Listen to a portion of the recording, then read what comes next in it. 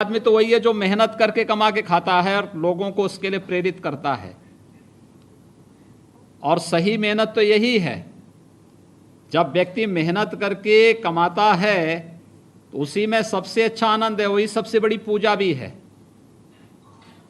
इसलिए बहुत सुंदर, दोनों लोग मिलकर के काम करिए। कोई बात होगी समूह को भी आगे बढ़ाइए।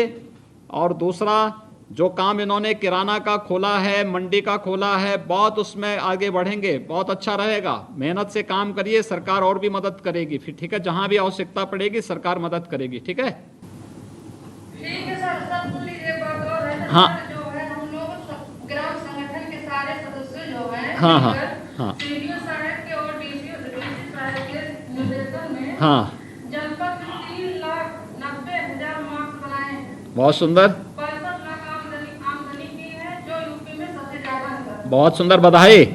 देखिए, अब हम लोग ये भी करेंगे, जो महिला स्वयंसेवी समूह सबसे अच्छा काम करेगा उसको हम अलग से भी पुरस्कार देने वाले हैं आने वाले समय में। और सर जो है ड्रेस की सिलाई सबसे ज्यादा करना चाहते हैं। हाँ हाँ बिल्कुल, आप तैयारी करिए, हम लोग देंगे उसको भी, वो काम भी देंगे, ठीक है। ठीक है, आप लोगों में झगड़ा तो नहीं होता है? ठीक है। भोजन कौन बनाता है? तो भोजन आप बनाते हैं तो उनको बर्तन साफ करने के लिए तो नहीं बोलते हैं? नहीं, तो ठीक है, सबको घर में मिलके काम करना चाहिए। और वैसे भी कोरोना में तो बोला गया कि बार बार हाथ साफ करो, तो बर्तन साफ करने से और हाथ साफ होंगे। ठीक है सर, ये बहुत सुंदर, बधाई आप लोगों को। बस्ती में सर एक अखिलेश है जो माली का काम करते थे बॉम्बे में, वहाँ से बस्ती। नमस्ते। नमस्ते। मेरा नाम महिमा है। हाँ जी। मेरे समूह का नाम मां संतोषी स्वयं सहायता मेरा समूह है। हाँ जी। मैं टावर की रहने वाली हूँ। क्या कर रहे हैं, आपका समूह क्या कर रहा है? इस समय सिलाई कर रहा है। सिलाई का काम कर रहे हैं, मास्क वगैरह बना रहे हैं आप लोग? जी। ठीक है, बहुत सुंदर। कपड़ा वगैरह मौजूद है आप लोगों के पास? जी सर। ठीक है, बहुत सुंदर। और मेहनत से करिए आप लोग, अधिक से अधिक लोगों तक मास्क पहुंचाइए, सरकार भी उसमें सहयोग करेगी, ठीक है। जी। ठीक है। अखिलेश होंगे जो बस्ती के रहने वाले, मुंबई से आए हैं। अखिलेश आए क्या? जी। अखिलेश मेरे पति हैं। कहाँ हैं? अच्छा, सॉरी। क्वारंटाइन में हैं। ठीक है, ठीक है, बहुत सुंदर। अलीगढ़ माली का ट्रेनिंग करेंगे। हाँ ठीक है, ठीक है, बहुत सुंदर। अलीगढ़ 1 जून से करेंगे। ठीक है, ठीक है। अलीगढ़ अलीगढ़ में टीकू है सर। हाँ। ये दिल्ली से लौटे हैं और कपड़े सिलाई का काम करते हैं। टीकू। टिंकू। जी सर। सर जी नमस्कार। नमस्ते जी। आप क्या काम करते थे दिल्ली में? सर मैं सिलाई का काम करता था। बहुत सुंदर। और सर एक अशोक सिलाई सेंटर था, उस पर मैं काम करता था। वहाँ पे स्कूल की ड्रेस वगैरह बनती थी। हाँ, तो उसके बाद में अभी 22 तारीख को जैसे लॉकडाउन हुआ तो हम 23 तारीख में सुबह ही अपने गाँव होने आ गए। ठीक है, ठीक है। तो यहाँ पे हमारी ये धर्म पत्नी है, ये इसमें भी सब नमस्ते। सहायता समूह में काम कर रही है ये। ठीक है, ठीक है, बहुत सुंदर। तो इनके लिए सर समूह में 200 मीटर खाली भंजा का मास्क बनाने के लिए कपड़ा मिला हुआ था। हाँ, जिसके सहयोग से हमने आके इनके साथ काम किया। ठीक है। मतलब इनके साथ में सिलाई की थी, कटवाने के लिए इनके समूह में साथ लिए हाँ, वो भी मैंने काम करके दिए।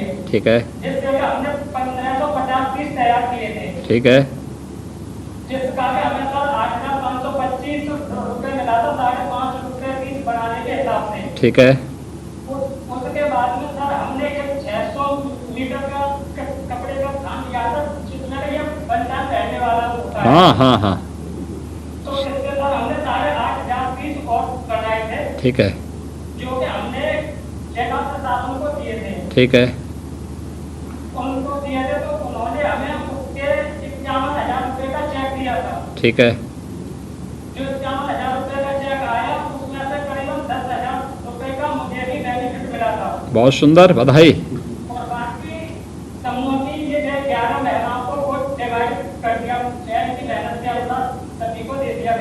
ठीक है, ठीक है। और हाँ बोलिए। मैं बस सर यही चाहूंगा कि बस ऐसे ही काम आता रहे, अब हमें उधर जाने की जरूरत न पड़े। ये आपसे मेरा हाथ जोड़ के विनम्र निवेदन है सर, बस ऐसे ही काम हमारा यहाँ पर चलता। आप चिंता मत करिए। देखिए, अभी हमारे पास जो है उत्तर प्रदेश में हमें लगभग 3 करोड़ यूनिफॉर्म बनानी है बच्चों के लिए। आप भी, आपकी धर्मपत्नी भी और उनका समूह सभी लोग मिलकर काम करेंगे तो पूरे साल भर आप लोगों को कार्य मिलेगा। दूसरा, मशीनों की संख्या आप लोग बढ़ाइए थोड़ा, और सिलाई के साथ साथ बुनाई के काम को भी अगर कर सकेंगे तो स्वेटर भी हम हर साल बच्चों को देते हैं। सर इन्होंने बुनाई की ट्रेनिंग भी ले ली है। हाँ हाँ हाँ, मेरी बहन ने, इन्होंने काम सीखे हुए हैं उसका भी। ठीक है, बहुत सुंदर। और उस बुनाई की मशीन जो होती है ना, उस मशीन के माध्यम से अगर आप इस कार्य को प्रारंभ करेंगे तो बहुत अच्छा जो है आप लोगों का काम चल सकता है, बहुत अच्छा काम चल लेगा। ठीक है, और मेहनत से बहुत अच्छे ढंग से काम करिए, मेहनत से सभी लोग काम करिए और सरकार पूरी मदद करेगी आप लोगों को। ठीक है, जहाँ भी कोई आवश्यकता हो समय समय पे हम लोन मेला लगाएंगे और सहयोग भी करवाएंगे। ठीक है, खूब मेहनत से काम करिए और अब वहीं पे रह करके, अलीगढ़ में रह करके ही, अपने गांव में रह करके ही अपने इस कार्य को आगे बढ़ाइए।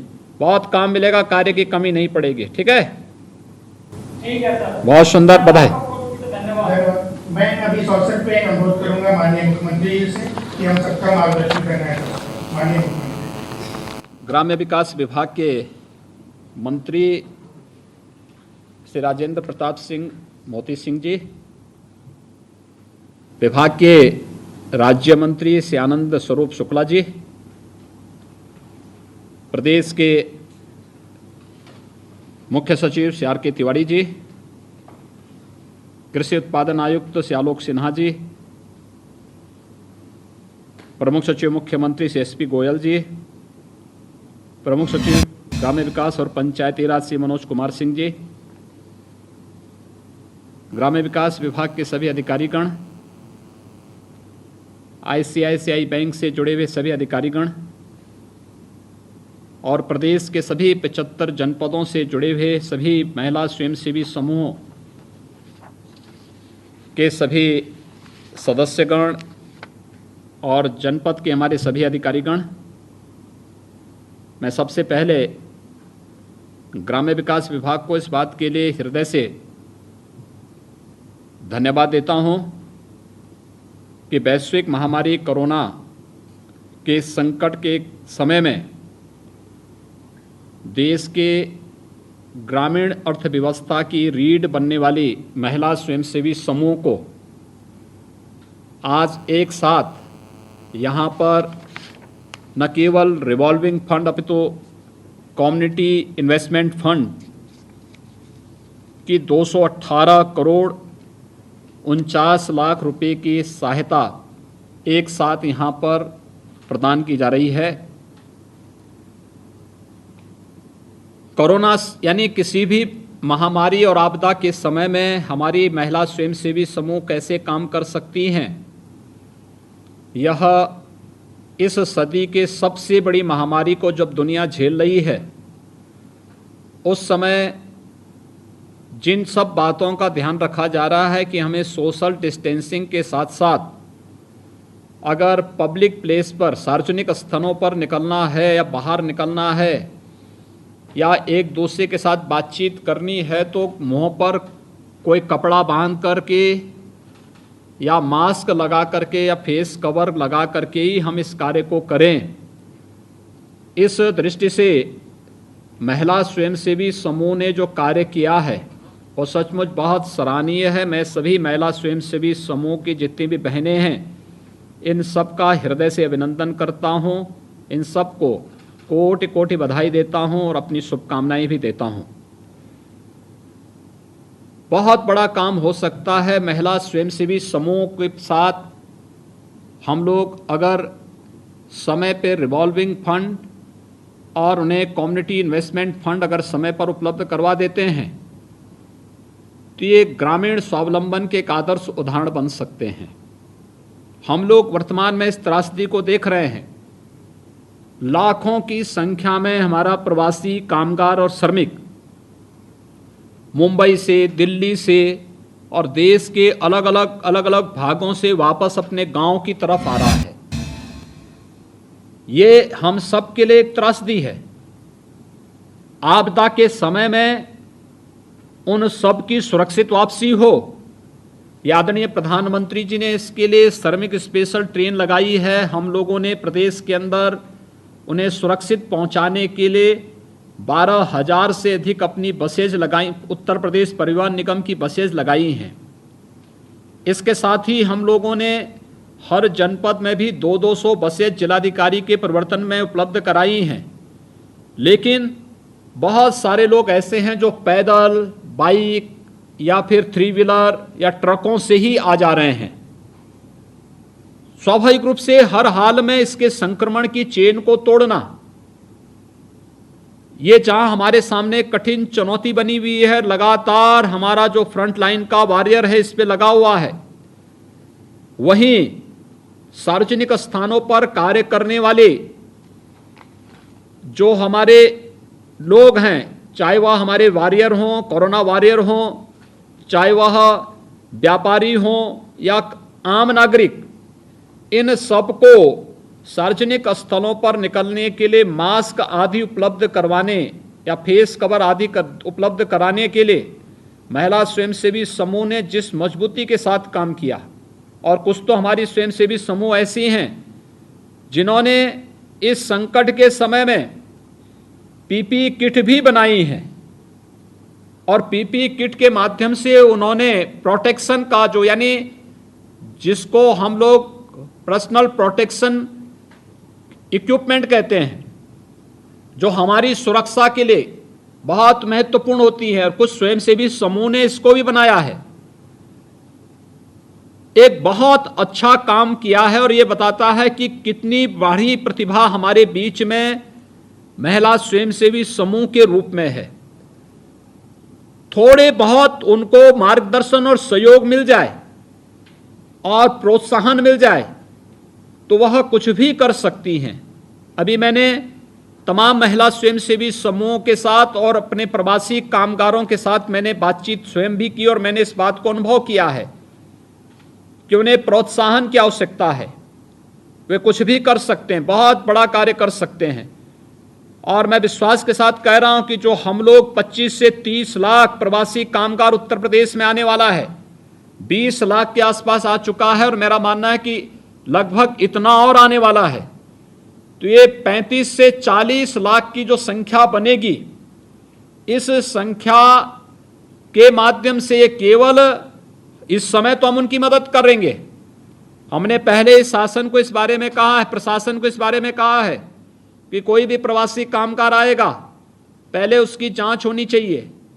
जांच होने के बाद इस बात को सुनिश्चित करेंगे कि जब वह घर जाए होम क्वारंटाइन के समय उसे 15 दिन का खाद्यान्न का किट तत्काल उपलब्ध करवाने की व्यवस्था करें। होम क्वारंटाइन की अवधि पूरी होने के बाद उसे भरण पोषण भत्ते के रूप में 1,000 रुपये की राशि तत्काल उसे उपलब्ध करवाएं, और इस दौरान ये भी तय करें कि वह क्या काम करता था। कोई कारपेंटर का काम, कोई राजमिस्त्री का काम करता होगा, कोई टेलर मास्टर का काम, कोई ड्राइवर होगा, कोई प्लम्बर होगा, कोई पेंटर होगा, अलग अलग काम लोग करते रहे होंगे। उन सभी को हम उत्तर प्रदेश के अंदर ही कार्य पे लगाएंगे, या उन्हें यहां पर हम मदद दिलवाएंगे, जिससे उनकी प्रतिभा का लाभ उत्तर प्रदेश को मिले, और उत्तर प्रदेश के माध्यम से फिर हम देश और दुनिया के सामने उत्तर प्रदेश को हर एक क्षेत्र में बहुत अग्रणी स्थान पर ला खड़ा करेंगे। सब कुछ तो उत्तर प्रदेश में मौजूद है।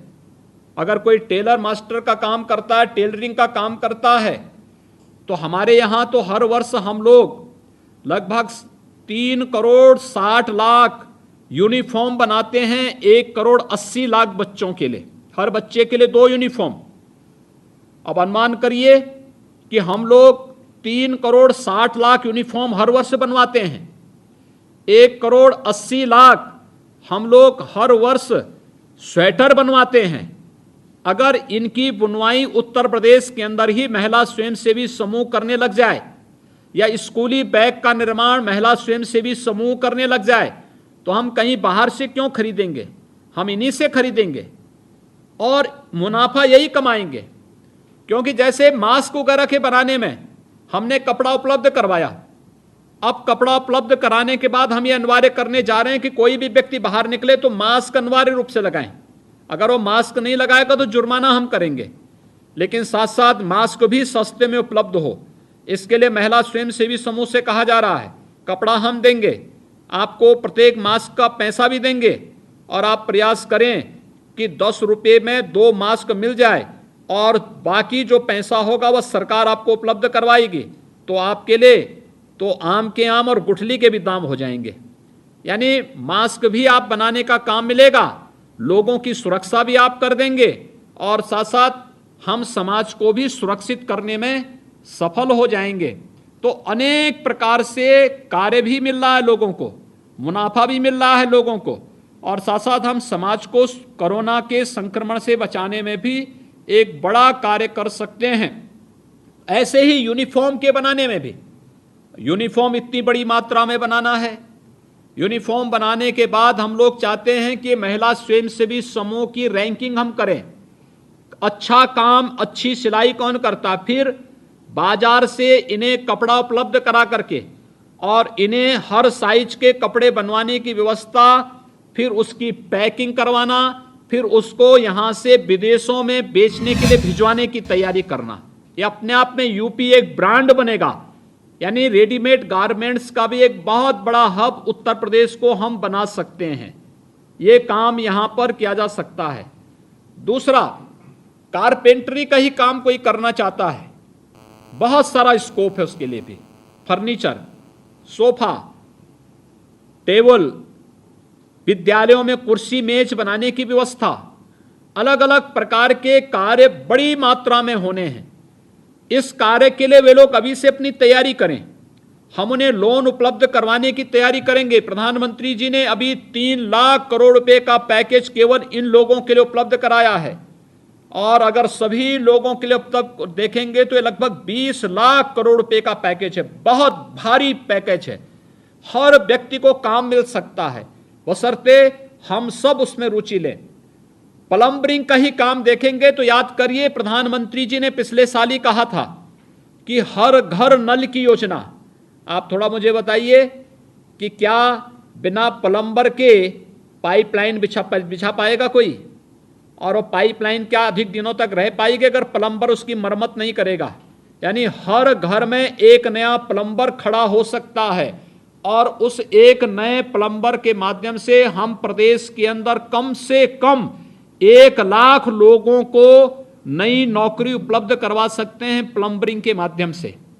अब आप ही समझ सकते हैं कि अगर घर बनाया है तो रंगाई पुताई भी होगी ही होगी, तो बिना पेंटर के ये सब काम नहीं होगा। तो हर एक व्यक्ति को काम उपलब्ध हो सकता है।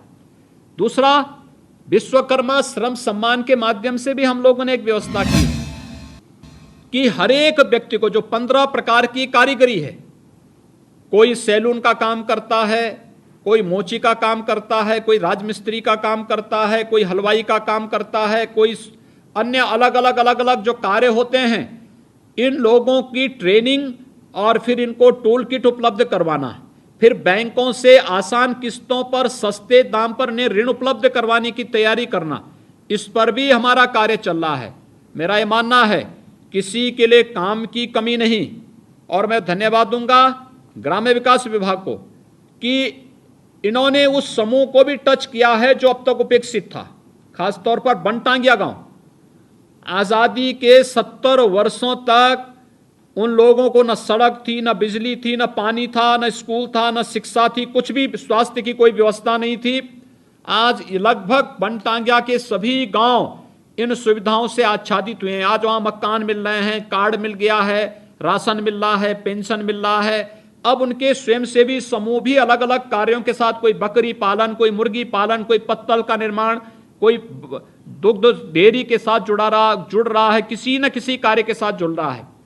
हमारे मुसहर जाति के लोग जो सबसे कमजोर माने जाते थे, मुझे याद है काफी दिनों तक मैंने इनकी लड़ाई लड़ी थी और इस मुसहर समुदाय की लड़ाई को आगे बढ़ाते समय मैंने इनकी पीड़ा को देखा था। आज उनके पास अपने मकान हो रहे हैं, आज उनके पास राशन कार्ड बन रहे हैं, आज उनको जॉब कार्ड बन रहे हैं, आज उनका आयुष्मान भारत का कार्ड बन रहा है, आज उनको पेंशन मिल रहा है और आज उनके समूह बनकर के अब उन्हें भी हम इस प्रकार की आजीविका समूह के साथ जोड़ करके स्वावलंबन की ओर अग्रसर कर रहे हैं। ऐसे ही थारू जनजाति से जुड़ी हुई जो समूह हैं उनके लिए भी अनेक कार्य के अवसर उपलब्ध कराए जा रहे हैं। अभी काशी में एक बड़ा काम हुआ है, वहां पर काशी बाबा विश्वनाथ जी का मंदिर है। बाबा विश्वनाथ मंदिर में भगवान को चढ़ाए गए जो पुष्प हैं, उन पुष्प को लेकर के नौगढ़ चंदौली का एक समूह उससे इत्र बनाता है। उन पुष्पों से वह अगरबत्ती और धूप बनाने का काम कर रहा है और हर एक समूह उसके माध्यम से काफी पैसा कमा रहा है। एक बड़ा काम, यानी भगवान को चढ़ाया गया जो पुष्प है उसको हम फेंकने नहीं दे रहे हैं, बल्कि उसका भी उपयोग कर रहे हैं। उससे इत्र भी बन रहा है, उससे अगरबत्ती और धूप भी बन रही है और बाकी जो बचा उससे कंपोस्ट बना करके खेतों में डाल करके फिर से अच्छी फसल भी हम उत्पादन कर रहे हैं। एक साथ कई कार्य, इसलिए कार्य की कमी नहीं, हमारी इच्छा शक्ति और कार्य करने का जज्बा अगर बना रहेगा तो कोई कमी कार्य की कहीं नहीं हो सकती है।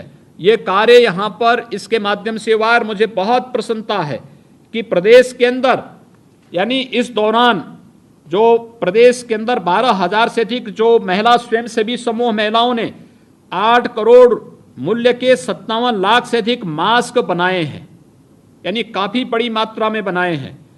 और इसके साथ ही 85,000 से अधिक मास्क तो केवल कोटेदारों को उपलब्ध करवाए हैं।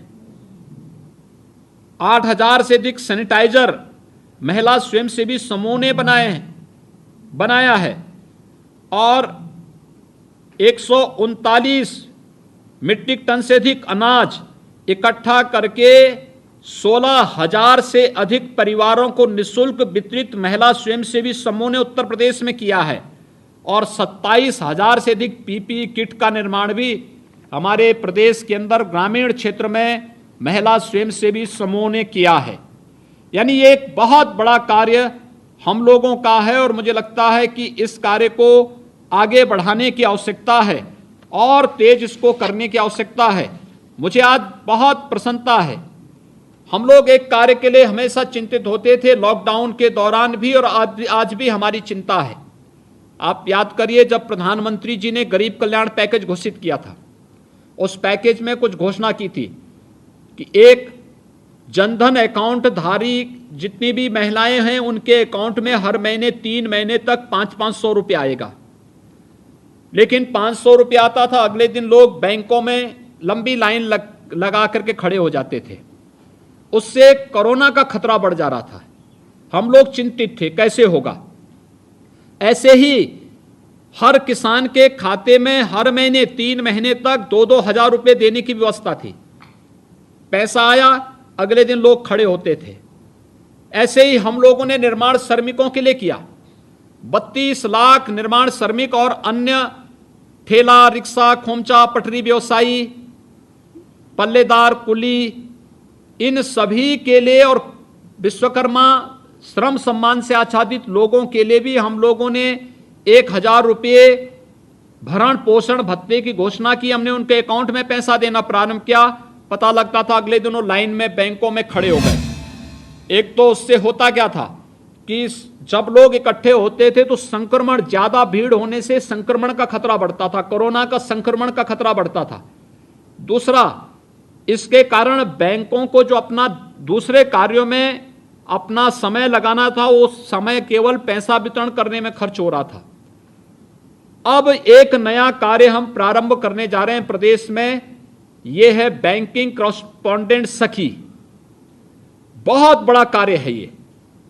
यानी ये महिला जो स्वयंसेवी समूह हैं, इन्हीं में से किसी अलग अलग बैंकिंग कॉरेस्पॉन्डेंट सखी जो बनेंगी, ये बहुत बड़ा काम करेंगी। जिस गांव की होंगी उसी गांव की महिला बैंकिंग कॉरेस्पॉन्डेंट सखी अगर बनेगी तो वह गांव में पैसे के लेन देन को गांव में ही करवा देगी, बैंक जाने की आवश्यकता नहीं पड़ेगी। बैंक केवल बैंकिंग कॉरेस्पॉन्डेंट सखी ही बैंक के साथ उसका संबंध होगा और ये जितना भी लेन देन होगा ये डिजिटल होगा।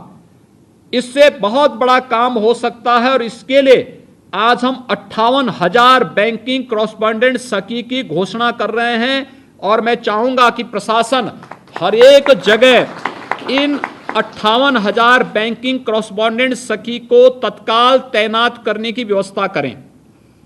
इसमें जो योग्य हो, जिसके पास थोड़ी जानकारी हो, उन लोगों का चयन ईमानदारी के साथ करना। इसमें 4,000 रुपये महीने आगामी 6 महीने तक उन्हें उपलब्ध कराया जाएगा। डिवाइस के लिए 50,000 रुपये उन्हें उपलब्ध करवाए जाएंगे।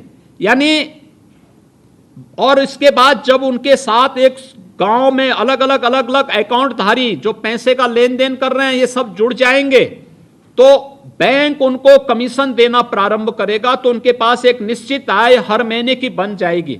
आप सोचिए एक साथ 58,000 लोगों को आप सीधे सीधे बैंकिंग कॉरेस्पॉन्डेंट सखी के माध्यम से सीधे सीधे रोजगार दे देंगे। खबरों में बने रहने के लिए RNI की फेसबुक, ट्विटर, इंस्टा और यूट्यूब को सब्सक्राइब करें। बेल आइकन दबाना ना भूलें।